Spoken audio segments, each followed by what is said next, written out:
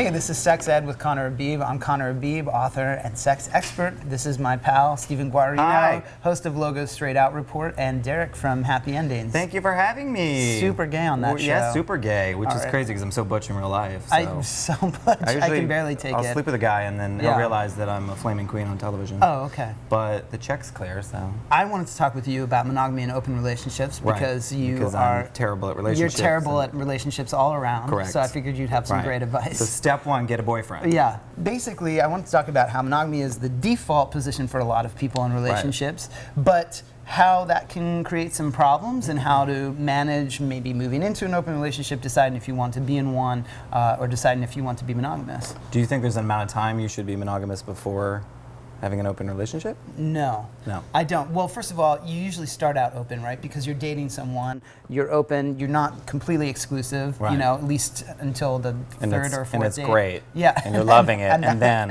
And that's when you really love the relationship. Right. Then the idea is that you're going to be monogamous. It ends up being an unspoken rule, which I think it's fine to be monogamous, but to have that be the default is not necessarily healthy for everybody. It should be a conversation. It should be something that you are intentionally doing and not just something that you fall into. Now it seems like more the norm. I feel like the younger generation is all about monogamous, serious dating. Especially with gay marriage in the picture, people have opened up an ideal of being able to be with someone. Really coming from me. Now I gotta worry somebody's gonna propose. Or that they're not going to want to have fuck sex with that you up. on the first date because they're saving it for marriage. So you know someone who's done that? No, I'm just waiting for that to happen to me so I can become heterosexual. So I think something that we tend to think too is that monogamy is somehow natural, like it's the real way to go. But in fact, monogamy doesn't really exist almost anywhere in nature. The animals that are closest to us, at least genetically, like bonobo, chimpanzees is one of them, they are constantly having sex and they're not monogamous at all. In fact, they solve conflict through sex, which I think is one of the best ways to solve conflict. Yeah.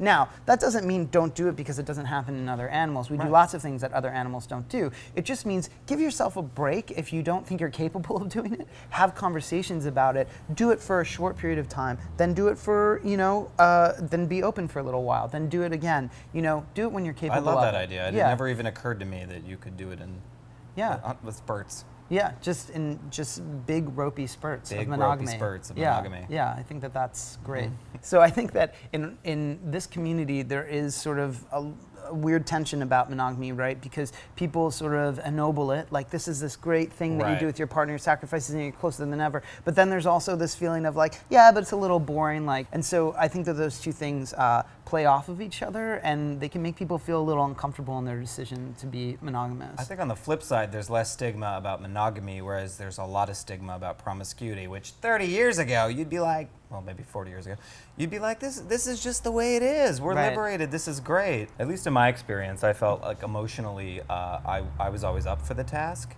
But then the only issue that ever came up was like sex, health, safety, stuff like that, because I was like, well, I need to know what you're doing and I need to know the truth of what you're doing. Right. Otherwise, I'm kind of compromised. Yeah, totally. So honest communication is key to having an open relationship. It's key to having a monogamous relationship too, but especially when you're having an open relationship, to consider the sexual health of your partner. If you're sleeping with other people, it's really important to have that conversation, set what kind of safety protocols you're gonna have when you are with other people, and just have an agreement on that, where your limits are. I think one of the things about monogamy and open relationships is we think we have to be in one or the other, but they both bring different things. Monogamy can bring a sense of sacrifice and closeness. Open relationship can bring a sense of that you are allowing your partner to have some freedom. You feel like your partner's having compassion for you in the feelings that you're having. Something that's really important is to be honest with yourself about why you want an open relationship or a monogamous relationship.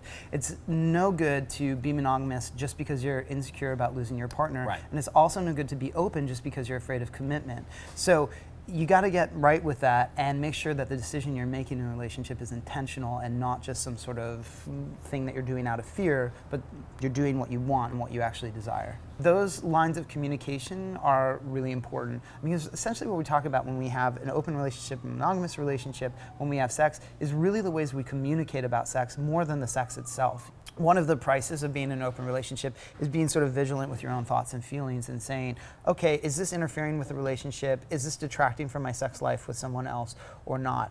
And if it is, sometimes you have to be a little careful. Right. You know? Does it weaken the sex with your partner ultimately? it can enhance it actually. If you bring it into Good the to know. relationship, it can enhance the sex with your partner because you can talk about those erotic experiences with your partner. Right. You can play into your partner's fantasy life. Some people have their partner say like, I want you to have sex with that person, and then they do it. You know, Right. your partner can be your like romantic pimp in a sense. Right. Yeah. All right, good. I'm Yeah. learning. Thanks for joining us on Sex Ed with Connor and Beeb. This is my friend Stephen Guarino. We've been talking about monogamy and open relationships, and now we've got to go have a 5-way. Yep. Right? Thank you so much. So let's get started on that. All right. Let me Just I don't know if there's room. Let's hamburger get you Mary's underneath booth it. was You had supposed too to many fit hamburgers. 6. Yeah. All right. Does it feel good? You're not there yet. Can't get close All right. to it. Yeah.